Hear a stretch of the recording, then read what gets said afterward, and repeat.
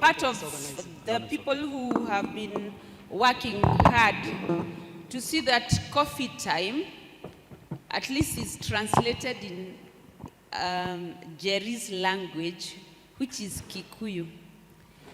And we want to celebrate Daktari. We are only a bridge to what she has written.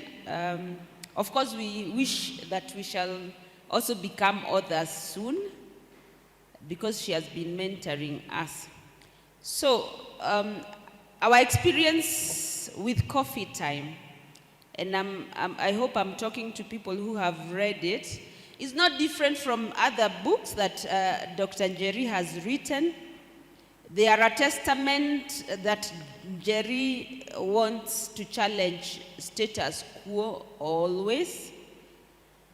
She wants to challenge bureaucracy. She wants to bring out people, relationships, resilience, and that truly we can beat the odds. And of course, there is the fact that she's able to really look at very complex issues and break them down into very simple ideas.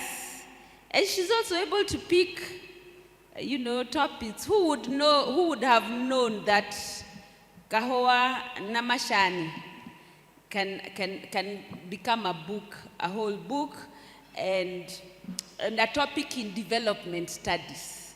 It's amazing, and keep up the good work. So quickly, we see natural Njeri in her early childhood, growing up in Igamba, in Gatondo North, and she is always able to bring out the valleys, the mountains, the rivers, and you can see people crossing over to go and pick coffee. She's also able to bring out the characters in her story, the relationships as talked about. She's able to bring out her auntie. She's able to bring her uncles along. She's able to describe her village. You can always see the setup, Kamufutate, that's full of houses, and she says there was only one area for bathrooms. So you can imagine everybody trotting out there. It has a lot of joyful moments, but also melancholic ones, and a lot of humor.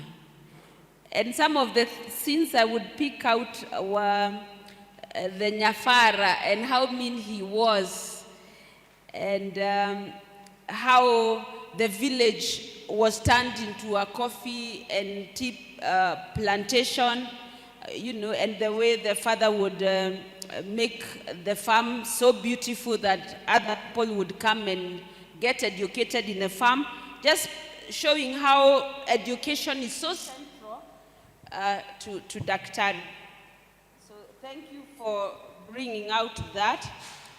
The book is written in very respectful language, and even when she says the way she witnesses in Cambridge, coffee time, and versus what is happening in the village, it leaves you out at how a young girl can write her story, picking coffee, but when she's in the topmost scholarship fields, she's still thinking, how did I pick coffee? How is my village relating to coffee and tea? And how is the international scene, relating with this coffee and tea? And as I had asked a question with from the informal sector, I think us who are able to read these things and escalate them,